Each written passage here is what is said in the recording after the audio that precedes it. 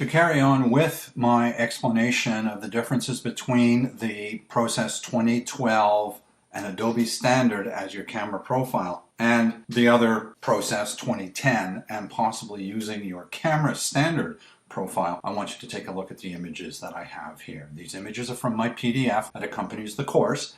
But let's take a look over here. I have Process 2012 and Adobe's standard. Now over here is 2012 with the camera standard. There's a heck of a difference. And personally, I'm liking this a little bit more. I like the way the blues are being represented more so than the blues over here. Now this is Process 2010 Adobe Standard. Things are brighter. Remember I told you there'd be more contrast and all that kind of stuff. But I'm not really fond of the way the blues are going there. And now here's the 2010 camera standard. And this one is as acceptable to me as a starting point as this one is. Either one of them will do. But you can see that there is a definite difference between all of them. So that's just a comparison between the two things. All right, here's what Adobe wants you to be with. And I'd say at a minimum be here and experiment to see what this one would give you. The next thing I want to do is I want to compare a drastically underexposed image and the different process versions that allow us to remove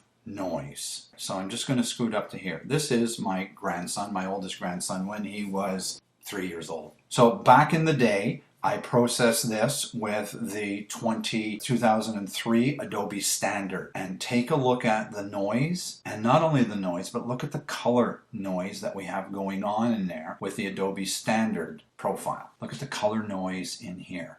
Wow, just horrible. Then we had the next process come in, which was the 2010, and look at the noise difference. I mean, that's just awesome. And that's just using the Adobe Standard. Take a look at the color noise over here. And now we don't have all that color junk in there. We just have the regular luminance noise. Now if we come over here and take a look and we go back into the color world, same color world, Process 2003, using the camera standard. And I firmly believe that this red here and the skin tone represents better than over here. And now what I've got going on is Process 2010 with camera standard. This is Process 2010 camera standard. This is Process 2010 Adobe Standard. This is a truer representation of the colors as well as the face as opposed to Adobe Standard. Now, if I had gone through the process of, showing you the Process 2012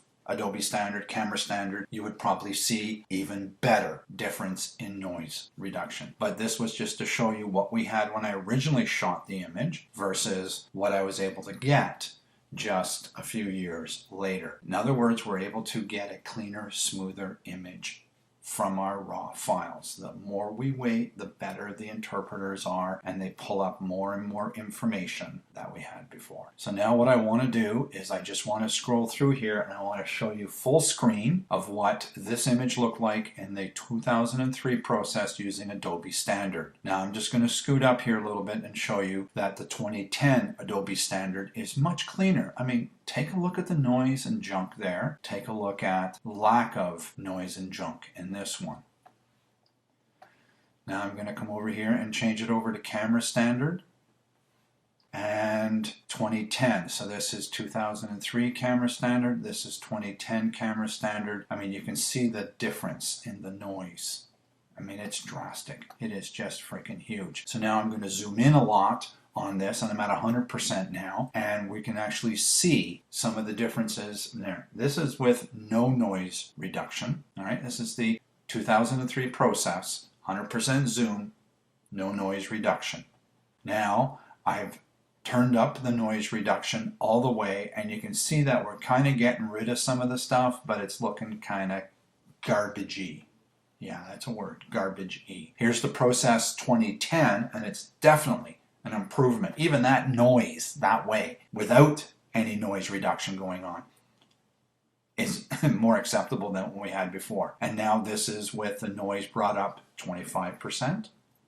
And then the next one is brought up to 50%, brought up to 75%. Look how smooth that is getting.